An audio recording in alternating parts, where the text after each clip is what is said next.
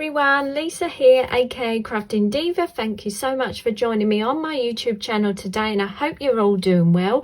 I've got something a little bit different to share with you today. This is a brand new sort of open collaboration challenge that I'm going to be taking part in. This is being run by the lovely Monika, aka Paper Mona, here on YouTube. Lots of us know Monika, wonderful crafter, really inspiring.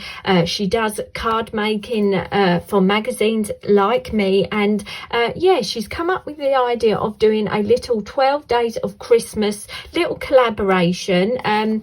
She has set up a hashtag 12 days of Christmas in July, and I saw a few of Monika's projects that she uploaded, and I dropped her a message and asked if it was okay if I joined in as well. She said of course, that'd be lovely. Just make sure you use the hashtag 12 days of Christmas in July on your video, or tag her as well so that she can come by and see what you're making. So if you'd like to join in, I'm sure Monika would love you to join in and yeah, spread the word of Christmas in July. Yeah, just make sure you tag her in your video, and obviously use the hashtag that I mentioned. And yeah, so the idea behind her little collaboration challenge is that you upload a video, a Christmas themed video, for 12 days. So obviously Monika started this on the 1st of July, so I'm trying to catch up really quick, and she gives you a little theme for each day. So for the 1st of July theme, Monika picked the theme of sweet. So I took the inspiration and I've made a mini Christmas gift bag with sweets as the sort of main theme. So this is the little project that I've made here, a little mini gift bag made with some 6x6 papers. So what I'm going to do is show you how to make this super cute little mini gift bag, and then I'll talk you through the items that I've used and how I've decorated my little mini gift bag. So basically it's really a simple design. Like I say, you just need some 6x6 papers, you need 2 sheets, you need some sort of scoring tool or an embossing tool and a ruler, you need some glue and some scissors. So really nice basic materials to use, and quite a simple easy design to make, and it can be made for any theme you like. So like I said, you need 2 6x6 pieces of paper. I've just picked this handbag paper because it's plain on the back, so I'm hoping you'll be able to see the score lines and cut lines a bit easier on film. But like I say, you can make this to any theme you like. Yeah, you need 2 6x6 pieces of paper. Like I'm going to use a scoring board, or if you haven't got a scoring board, a ruler and a embossing tool will work perfectly fine. So without further ado, how to make the little mini gift bag. So we take 1 piece of our 6x6 paper. I'm going to turn this over, like I said, so you can see a bit better, and I've drawn lines, so hopefully you'll be able to see where I'm scoring a bit easier on camera as well. And you put your piece of 6x6 paper right into the corner on your embossing board, or when you're drawing it out, just make sure you're getting dead on your marks that I say. So your first score lines on your first piece of 6x6 paper is going to be 3 centimeters, and then you're going to turn your piece of paper round and do another 3 centimeters, and then turn again, making sure it's butt right into your scoreboard if you're using a scoreboard, another 3 centimeters, and then on your last turn of your first piece of 6x6 paper, you want to do a 2 centimeters. So if I turn that, and you can see, because I've drawn on the score line, so hopefully you can see, we've got 3 centimeters, 3 centimeters, 3 centimeters, and a 2 centimeter score at the top. So that is our very first piece of paper. And once we've got those score lines all done, we want to come along and give our little score lines a little burnish. If you've got a bone folder, that will help. Also, I'd recommend don't use too thick a cardstock or paper. Lightweight is better for this because then you can obviously fold it and glue down a bit easier. So we've got that. All our score lines are folded and nice, ready to be glued together. What we want to do is bring in our scissors and we want to cut out each of these 4 little squares. And as you can see, we've got 2 larger squares at the bottom and 2 smaller squares at the top. So we want to go along those score lines and cut these little squares out like so. Okay, let's quickly do that. Try and get on that score line as best we can, like so. And then you will be left with this shape in your first piece of 6x6 paper. So we've got 3 larger sizes and a smaller size at the top. So we put that to one side for 1 second. So that is piece number 1. For piece number 2, again, we want a 6x6 piece of paper. Again, I've flipped it over so hopefully you can see better. And again, butt it right into the corner of your embossing board, or make sure your lines are dead on 3 and 2 when you score them. So again, on this piece, we want to score at 3 centimeters. Turn our piece of paper, butt it right in that corner, 3 centimeters, turn again, 3 centimeters, and then 2 centimeters. So basically we're copying that very first scores we did on our first piece of 6x6, exactly the same. The only thing we want to do different now is the cutting. What we want to do is, again, put the piece of paper in front of you so you've got the smaller strip at the top and the larger strip at the bottom, and we want to cut our strips, and we want to cut along here on the 2 bottom squares, so only along to that score line there, so we get a little flap like so. We want to do the same on this size, so then what we end up with is 2 little flaps at the bottom of that larger strip. Then we want to turn our piece of paper, and then with our little tabs we want to cut inwards like so. So then these flaps will fold inwards. Okay, so let me just fold those. So you've got those ones folding inwards and these 2 folding inwards that way. And then again, we just want to go round.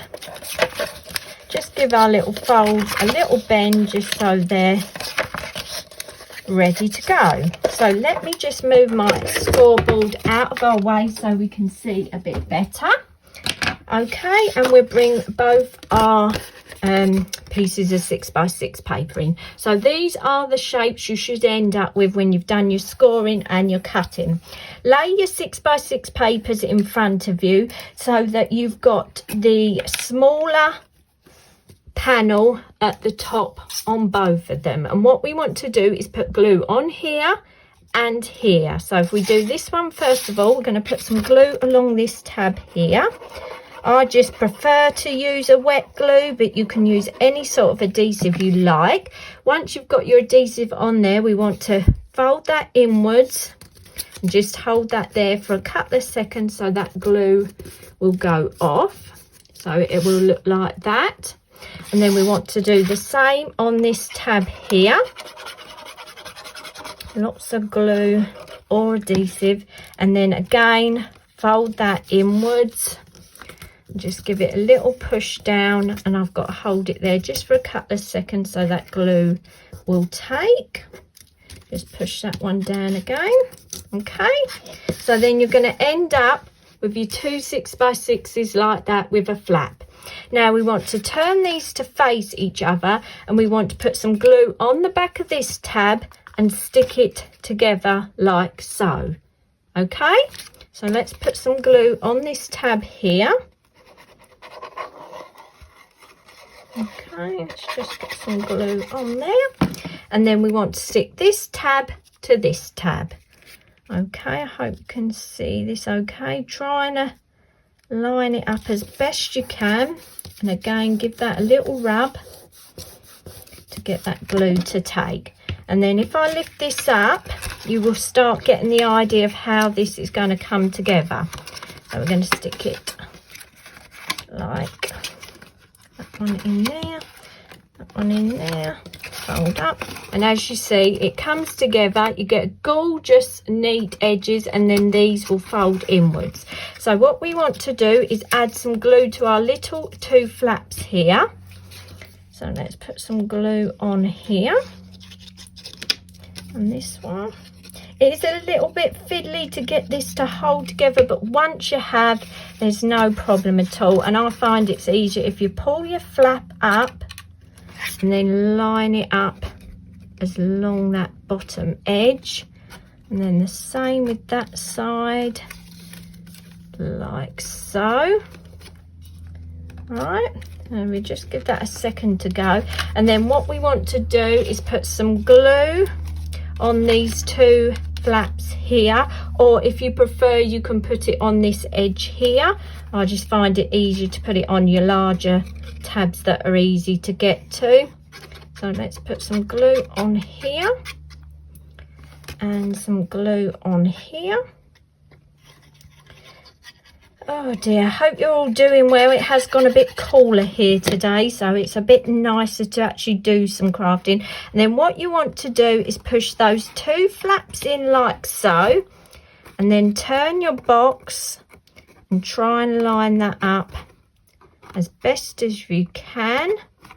Give it a little push, and then I would put it on itself and use either your embossing tool or your scissors just to give it a little rub, and then do the same this side.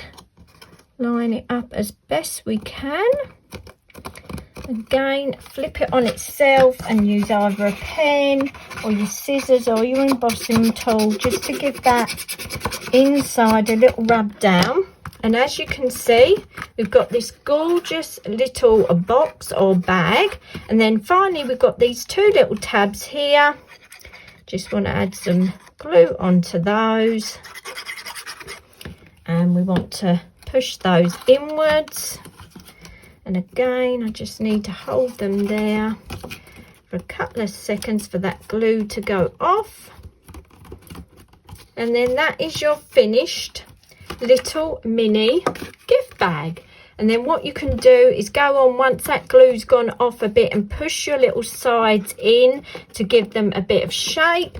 And then you can put anything you like in this, a little store gift card, some little sweets, little piece of jewellery, anything you like. And then you've got the fun of adding your embellishments and your ribbons. So that is the basic instructions on how I made my little mini gift bag. And then if I talk you through my design that I've made, like I said to you, I've used some of my Rosie Studio products that I got in a haul from Craftella a little while ago. I've got some great items at great prices, so I'll link that video in the description box below if you'd like to go and check that out. So for my papers, I've used some papers from this Rosie Studio Oh Joyful Day, and I used this gorgeous candy cane and holly design paper, as you can see. Let me give you a bit of a close-up of that gorgeous paper.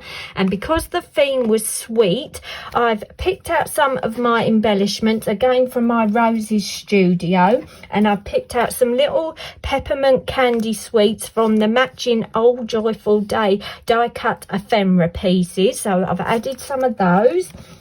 Then I've used a chipboard frame again from the Old Joyful Day collection, and then I've picked out some sentiments and bits from this one that all coordinates.